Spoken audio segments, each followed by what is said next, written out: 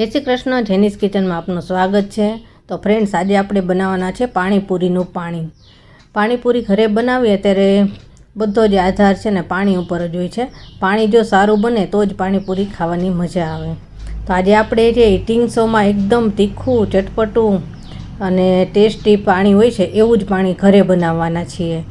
તો આ પાણી કેવી રીતે બનાવવું એ તમારે પણ જો શીખવું હોય તો આ મારી પૂરી રેસીપી જરૂરથી જોજો।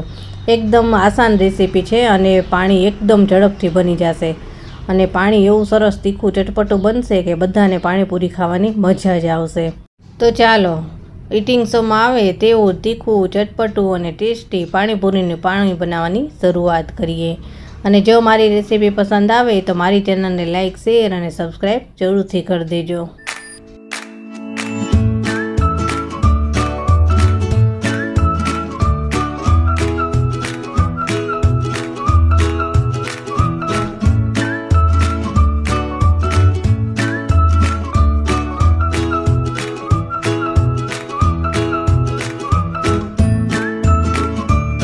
પાણીપુરીનું પાણી બનાવવા માટે મેં અહીં એક બંચ ફુદીનો લીધો હતો અને પાન છૂટા પાડી દીધા છે ને ધોઈને સરસ સાફ કરી લીધેલો છે। અને આ ફુદીનાની જે ડાળખી નીકળે છે એને ફેંકી ના દેતા, જો આને તમે કુંડાની અંદર વાવી દેશો તો એક જ અઠવાડિયાની અંદર એમાં સરસ મજાના ફ્રેશ પાન ઉગી જશે અને તમારે જ્યારે બીજી વાર તેનો ઉપયોગ કરવો હોય ત્યારે તમે તેમાંથી તોડીને ઉપયોગ કરી શકો છો। તો આ એક બંચ આપણે ફુદીનો લીધો છે તો તેની સામે આપણે એક બંચ કોથમીર લીધી છે અને 4 થી 5 તીખી લીલી મરચી આવે છે એ છે। તમને તીખાશ ફાવતી એટલે લઈ શકાય। અત્યારે આપણે તીખું પાણી બનાવીએ છીએ એટલે 4 મરચી લીધી છે, એક નાનો આદુનો ટુકડો લીધો છે। તો આ બધી જ વસ્તુને આપણે મિક્સર જારમાં લઈ અને પીસી લેવાની છે। તો આ જે મોટું જાર આવે છે એ જ મેં લીધું છે એટલે એની અંદર એકસાથે બધું જ સરસ રીતે પીસી શકાય। તો આની અંદર આપણે સૌથી પહેલાં તો ફુદીનો લઈ લઈશું। આપણે જેટલો ફુદીનો લીધેલો હતો એ બધો જ લઈ લેવાનો છે અને કોથમીર લેવાની। કોથમીરને ખાસ કરીને છે ને એની દાંડલી સહિત લેવાની। જે કોથમીરની આ દાંડલી હોય છે એમાં જ વધારે ટેસ્ટ હોય છે। જ્યારે આપણે કોથમીરની ચટણી અથવા તો પાણીપુરીનું પાણી બનાવીએ ત્યારે એને દાંડલી સહિત જ લેવાની। તો બધી જ કોથમીર પણ આપણે એડ કરી દીધેલી છે। હવે આની અંદર આપણે આદુનો ટુકડો છે તેના પણ નાના નાના ટુકડા કરી લઈશું એટલે સરસ રીતે પીસાઈ જાય।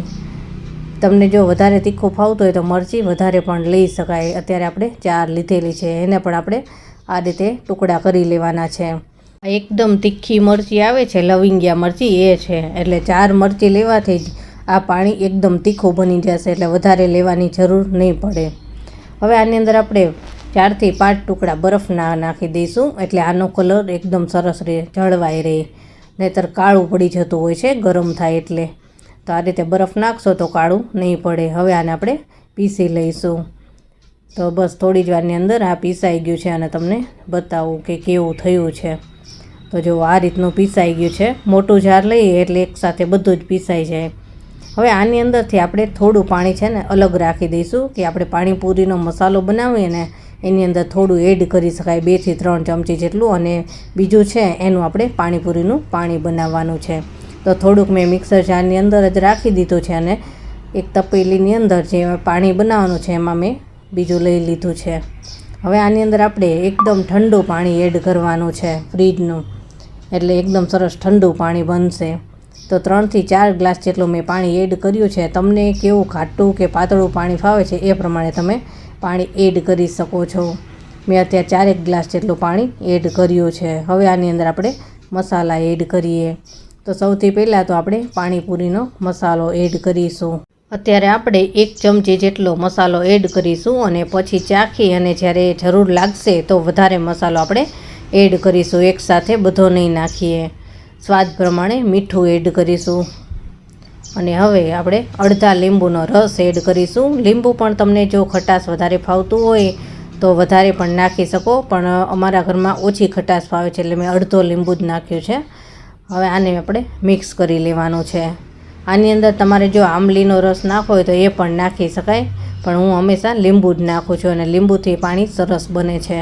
તો આ સરસ રીતે મિક્સ થઈ ગયું છે। આની અંદર ચાખ્યા પછી તમને કાંઈ વધારે મસાલા એડ કરવાની જરૂર પડે તો નાખી શકો છો। તો હવે આ મિક્સ થઈ ગયું છે। અને આને ચાખ્યા પછી પાણીપુરીનો મસાલો થોડો ઓછો લાગે છે. તો આપણે જે વધેલો મસાલો છે 1 થી 1.5 ચમચી એ બધો જ મસાલો આપણે એડ કરી દઈશું, એટલે એકદમ ટેસ્ટી પાણી બનશે. એટલે આપણે પૂરું પેકેટ જે હતું એ બધું જ આપણે એડ કરી દીધું છે, એટલે ટોટલ 3 ચમચી જેટલો મસાલો આપણે એડ કરેલો છે.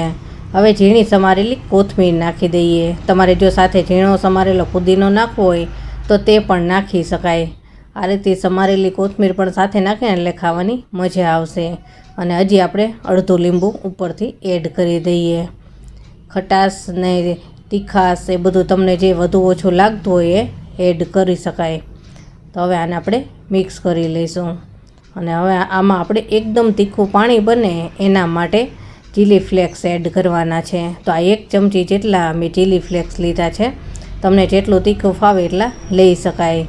અને હવે આની અંદર આપણે લાલ મરચાં, લીલા મરચાં, પછી તીખી લવિંગિયા મરચીના સ્લાઈસ અને લીંબુની સ્લાઈસ આ બધું જ આપણે એડ કરી દેવાનું છે. બધા જ મરચાં મેં 1 લીધેલા છે અને 1 લીંબુની સ્લાઈસ લીધેલી છે.